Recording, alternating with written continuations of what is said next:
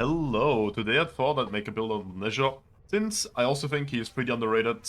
Thanks to his Divine Retribution augment, which I'm gonna put on screen real quick, he is an insane status monster. You can legit play any status weapon and it will function. There's a variety of builds you can do, such as a single target build like you saw in the intro clip, where one shot basically Disruptors without issues. And there is a nuking build, which I'm also gonna show at the end, which just obliterates Steelpath. Any quick mission, you can equip this and just go ham.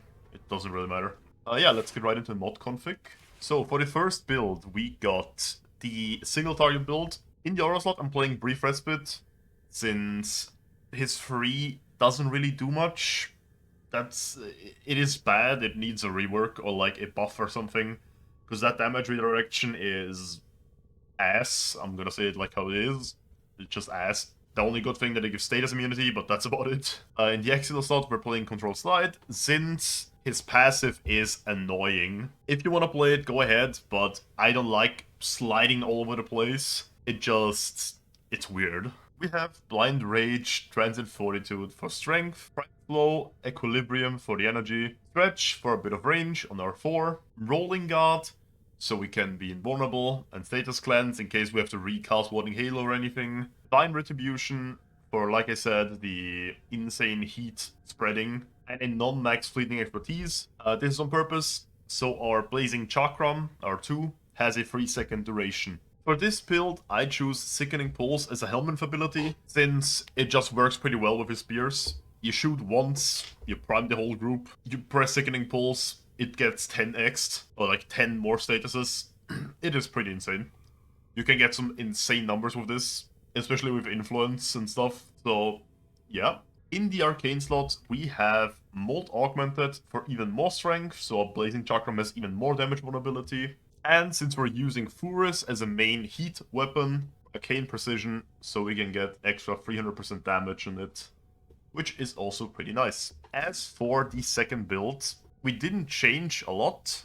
It is basically made to nuke Steelpath, such as Exterminate or any fast mission. In the aura slot, we have Growing Power, so our 4 gains more damage multiplier. Then the only thing we changed was we put Overextended here instead of Rolling Guard, since we don't need the invulnerability. Our 3 is plenty for that. And in here we have Precision Intensify. I would play Blind Rage, but sadly, the efficiency when you're spamming is just not sustainable. You could play Energize here and just go what up, but just play it like this, it doesn't really matter. I'd say this is even better, because your other abilities you don't really need that much. Pull, Blazing Chakram, and Warding Halo you don't need for basic Steel Buff. Same Arcanes, so nothing changed on that. Yeah, in the Helminth slot, we're playing Pull, since a nice grouping is always good. But sadly, since we have such low duration, we can't really play much. I would have played Terrify here, but it isn't sustainable with this duration. And you need this duration, so your 4 basically get insta-uncast, and it spreads all the damage to everyone and just wipes the map. So yeah, I choose Pull. You can choose whatever you want, or nothing, that's fine as well. For the Arcane Shards, we have 3 yellow shards. You need 2 at the very least, since Sickening Pulse has a long-ass animation. His 4 also has a pretty long animation, I'd say. So you need 2 shards at the very least. Don't mind that I have 3 Tallforged. That is just a bit overkill, I know. For the other 2, we have Tallforged Topaz shards for the secondary crit chance every time you kill something affected by heat, which plays nicely into the whole heat inherit thing. So yeah, just keep that in mind. Focus class, play whatever, doesn't matter.